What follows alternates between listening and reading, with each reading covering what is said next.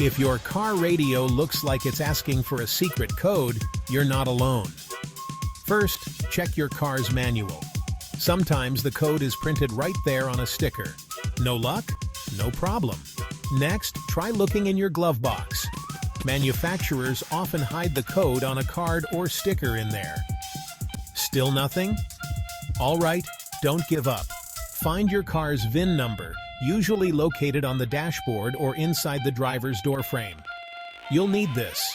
Now, visit the manufacturer's website. Enter your car's VIN and follow the steps to retrieve your code. Easy, right? If all else fails, call up your local dealership. With your VIN and proof of ownership, they can provide the code. Or you can visit the link in the bio for a reliable security code retrieval service. In just a few minutes, you'll have your tunes back. Don't forget to write down that code for next time. Need more car tips?